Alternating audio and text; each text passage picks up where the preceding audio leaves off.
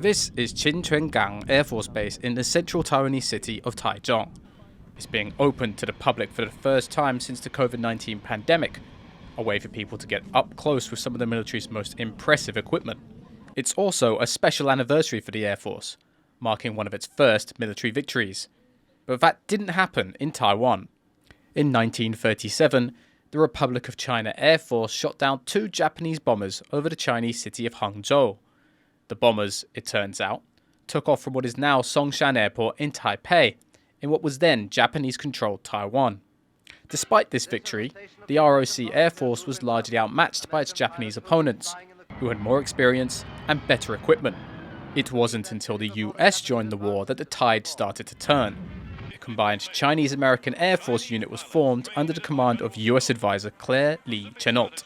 And so the effort to do that, which started in 1943, was the Chinese-American Composite Wing. And that was an ingenious idea by Chennault to basically have a multinational wing with Americans and Chinese serving at every level of leadership. Together, American and ROC pilots helped defeat the Japanese.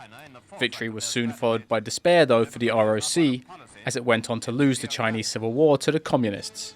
The ROC government and military then retreated to Taiwan, which was now under ROC control after the Japanese surrender. The Air Force on Taiwan was very demoralized. That was a rough go for them. US support for the ROC on Taiwan didn't end there, though. In 1951, an advisory group known as the MAAG was established in Taipei to offer Taiwan defense assistance. From 1953 onwards, state-of-the-art jet aircraft were provided to Taiwan. With this assistance, the Air Force was able to hold off further attacks from China.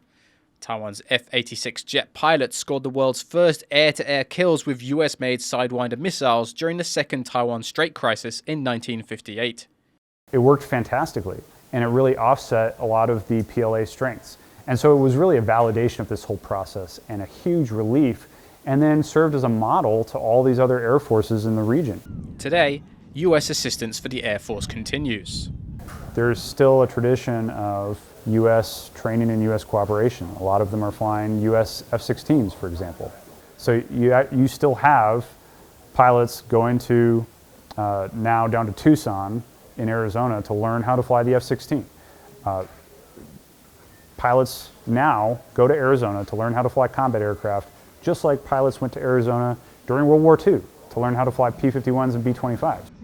The Air Force is now being tested like it hasn't been in years. China's People's Liberation Army regularly flies aircraft near Taiwan, forcing the military to scramble jets in response. That's led the US to step up its delivery of weapons and training to Taiwan, further underlining a partnership that's been decades in the making. Klein, Wang, Sam Hui, and Ed Moon for TaiwanPlus.